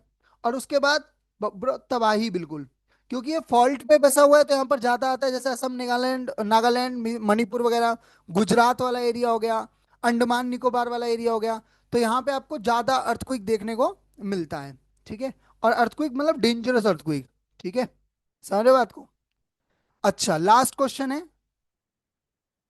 ये आपका होमवर्क है। आप होमवर्क में मुझे नेक्स्ट क्लास में जब मैं आऊंगा तो यहां से शुरू करूंगा, क्योंकि इसमें लगेगा बहुत सारा एक्सप्लेनेशन। जिनके पास इको है वो कर देंगे, जिन्होंने पढ़ी होगी नहीं तो नहीं होगा क्वेश्चन। क्वेश्चन ये है कि कॉस्ट थ्योरी में जो यूजुअली जो शेप होता है रेक्टेंगुलर हाइपरबोला बनता है, किस कर्व का शेप ये बनता है? तो आपको ये आंसर देना है। आई होप आप सभी लोगों ने बहुत ज्यादा इंजॉय करी होगी क्लास। मैं 1 घंटे की क्लास प्रॉमिस करी थी, वैसे तो मैंने 20 क्वेश्चन की क्लास प्रॉमिस करता हूँ, बट ये क्लास बढ़ती चली जाती है क्योंकि उसके पीछे रीजन है। देखो मैं बताऊं तुम्हें क्या रीजन है। रीजन है तुम लोग बहुत अच्छे से पढ़ते हो, मुझे बहुत मजा आता है तुम्हें पढ़ाने में। तुम लोग बहुत जवाब देते हो, आंसर देते हो, पार्टिसिपेट करते हो, तो तुम लोग बहुत अच्छे हो। ठीक है, इसलिए और भी ज्यादा मजा आता है तुम लोगों को पढ़ाने में। एक होता है बच्चे जवाब ही नहीं देते, तो फिर वैसा लगता है यार क्या ही बोल रहे हैं। अगर तुम लोग कहोगे तो एक क्लासेस का आवर हम और बढ़ा सकते हैं, मतलब 2 घंटे, 2.5 घंटे, 3 घंटे। मैं तुम्हें इस बात की श्योरिटी दे रहा हूं कि अगर तुम 2 महीने में मेरे पास ऐसे सही से पढ़ लो ना, जिस तरीके के एमसीक्यू सेशन चल रहे हैं, भाई साहब जीएस आपको ऐसा लगेगा जीएस तो हलवा है। पढ़ रहे सर होगे क्लास 3 बजे से कर दो, फिर 4 बजे ज्यादा बेटे, टाइम हो जाता मेरे पास जीवन में और भी काम है, सोना भी होता है मुझे। ठीक है, ये शीट तुम्हें क्या लगता है शीट तैयार करने में मेहनत नहीं लगती है क्या?